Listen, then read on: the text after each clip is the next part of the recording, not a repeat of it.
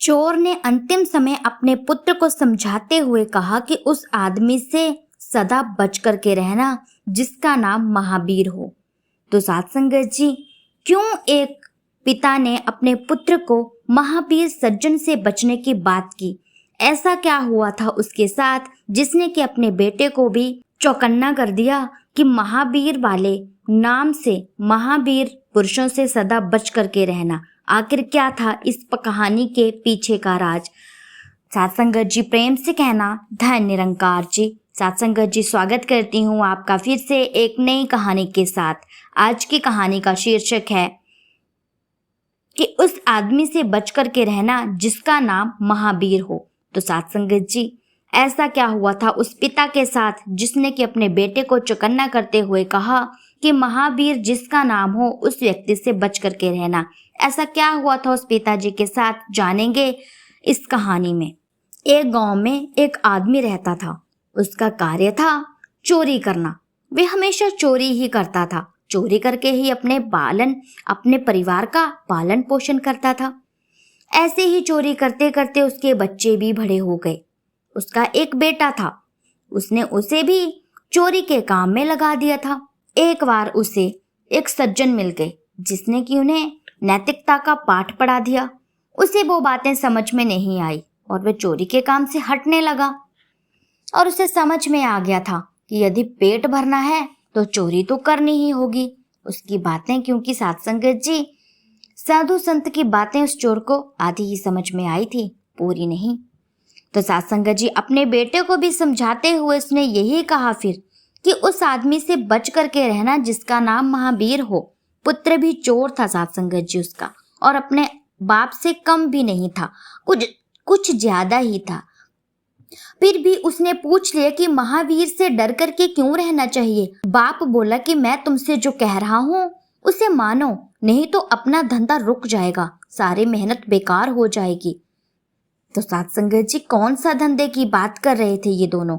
बाप ने कहा कि उस आदमी को अगर दूर से भी देखो तो तुम अपना रास्ता तुरंत बदल लेना, और अगर वह पास ही बोल रहा हो तो अपने कानों में उंगली डाल लेना, उसकी बातें बहुत खतरनाक होती हैं। ये कहकर बाप मर गया। अब बेटा, जिसे कि ज्यादा इस बारे में सोच समझ नहीं थी, वो सोच में पड़ गया कि महावीर व्यक्ति ऐसी कौन सी बातें करता है जिससे कि हमारा धंधा रुक सकता है, हमारा जो है ये काम जो है वो ठप्प हो सकता है, हमारा काम रुक सकता है। ऐसी कौन सी खतरनाक बातें करता है?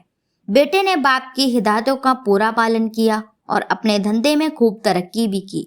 एक दिन भूल हो गई साध संगत जी उससे, क्योंकि रास्ते के उस पार वन में महावीर दिखाई दिए गए। वह जल्दी से भागा, लेकिन अचानक ही महावीर ने बोलना शुरू कर दिया। उस चोर ने अपने कानों में उंगलियां भी डाल ली, लेकिन आधा वाक्य उसके कान में पड़ ही गया। महावीर उस समय महामृत्यु के बाद की स्थिति के बारे में बात कर रहे थे। वह उपदेश दे रहे थे कि आधा वाक्य चोर के भी कान में पड़ गया। कुछ दिनों के बाद अचानक ही उसे गिरफ्तार कर लिया गया चोरी के जुर्म में। सिपाहियों ने उससे सच्चाई उगलवाने के लिए नए नए हथकंडे अपनाए, लेकिन कोई फायदा नहीं हुआ, क्योंकि उसने अपना जुर्म कबूल ही नहीं किया। वो मानने को तैयार ही नहीं था कि उसने ही चोरी की है, कि वही अपराधी है। अचानक ही उन्होंने एक तरकीब सोची। उन्हें गहरी बेहोशी की दवाई दी गई। उस चोर को कई दिनों तक बेहोश रखा गया। उसे ऐसी जगह ले जाया गया उसे जो कि उससे पहले कभी नहीं देखी थी। फिर कुछ युवतियों को उसके पास भेजा गया।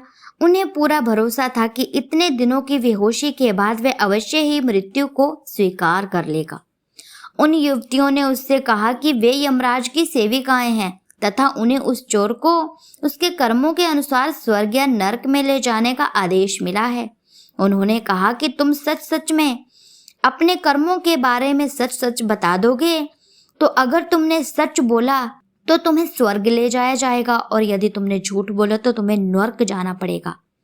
उसे यकीन दिलाने के लिए ऐसी बातें कही गई। इसीलिए उसने सोचा कि अपने पाप कर्मों को स्वीकार करके मैं स्वर्ग में चला जाना चाहता हूँ। बचाव का यही उसे एकमात्र मार्ग दिखाई दे रहा था। परंतु उसे ये भी ध्यान आ रहा था कि कहीं उसे धोखा तो नहीं किया जा रहा है, उसके साथ कहीं उसे धोखा तो नहीं दे रहे हैं। धोखे से तो उससे ये बातें नहीं उगलवा रहे हैं। महावीर की कही हुई बात अचानक ही उसके दिमाग में आ गई। उन्होंने कहा था कि यमलोक में सेवकों के पैर उल्टे होते हैं। उनके ध्यान से उन युवतियों के पैरों की ओर देखा। उनके पैर तो वैसे ही थे, वैसे कि साथ संगत जी हमारे पैर होते हैं, आम लोगों के पैर होते हैं। उसे यकीन आ गया कि जरूर उसे धोखा किया जा रहा है उसके साथ। अब बोल उठा वह, बात तो आपकी ठीक है, मौका भी बहुत बढ़िया है स्वर्ग में जाने का, लेकिन कोई पाप तो किया ही नहीं है, इसीलिए क्या कहूँ। वे युवतियां हैरान रह गई। सब जानते थे कि चोर वही है, परंतु मुश्किल से हाथ आया था, इसीलिए अधिकारी चूकना नहीं चाहते थे। लेकिन कोई परिणाम नहीं निकल पा रहा था। वह अगर स्वीकार कर लेता तो बात बन जाती, लेकिन वह चालाक निकला और विवश होकर अधिकारियों को उसे छोड़ना पड़ा, क्योंकि उसके प्रति उन्हें कोई सबूत ही नहीं मिला। वह सोचने लगा कि अगर उसने सच्ची बात बता दी होती तो न जाने उसे मौत की सजा मिलती या कैद हो जाती। उसे पता नहीं क्या अंजाम होता मेरा। इनसे कम सजा तो मिलनी नहीं थी। महावीर के आधे वाक्य ने जब इतनी बड़ी सजा से छुटकारा दिला दिया तो उनका पूरा प्रवचन तो सब बंधनों से ही मुझे छुटकारा दिला सकता है। अब वह फौरन भागा और महावीर के चरणों में जाकर के लोटपोट हो गया, उनके चरणों में गिर पड़ा, पूरी बात बताई और दीक्षा लेने का आग्रह किया। फिर उनके श्री चरणों में ही उनकी पुनर्जन्म हो गया।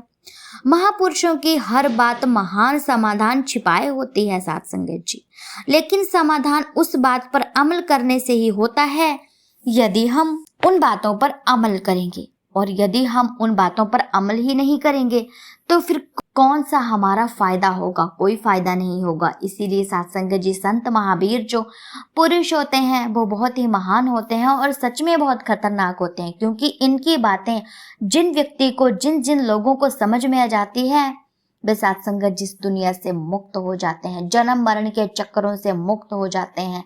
वो कभी जन्म ही नहीं ले पाते। 84 लाख जोनों को भुक्त करके एक मानुष चोला मिलता है साथ संगत जी। उस मानव चोले में केवल और केवल हमें यही बताया गया होता है कि इस परम पिता परमात्मा को ध्यान में लाओ, इस परम पिता परमात्मा की भक्ति करो, तभी आपको मुक्ति मिल सकती है। जब आप सच्चे मन से इस परम पिता परमात्मा को ध्याएंगे, इसकी भक्ति करेंगे, इसकी भक्ति में लीन हो जाएंगे साथ संगत जी। जो व्यक्ति मानुष जन्म में इन कार्यों को नहीं करता है वो फिर 84 लाख के चक्करों में पड़ जाता है और फिर उसे मानुष चोला पता नहीं कितने अरबों खरबों करोड़ों सालों के बाद मिलेगा, उसका कोई पता नहीं। पहले तो उसे 84 लाख जूनों तो भुगतनी ही पड़ेगी साथ संगत जी। तो साथ संगत जी दासी की कहानी आप जिस संतों महापुरुषों को अच्छी लगी हो तो वीडियो को लाइक कीजिएगा, कमेंट में धन निरंकार जी जरूर लिखिएगा। ऐसी ही वीडियो के लिए चैनल को सब्सक्राइब जरूर कीजिएगा। मिलती हूँ नेक्स्ट वीडियो में, तब तक के लिए धन निरंकार जी।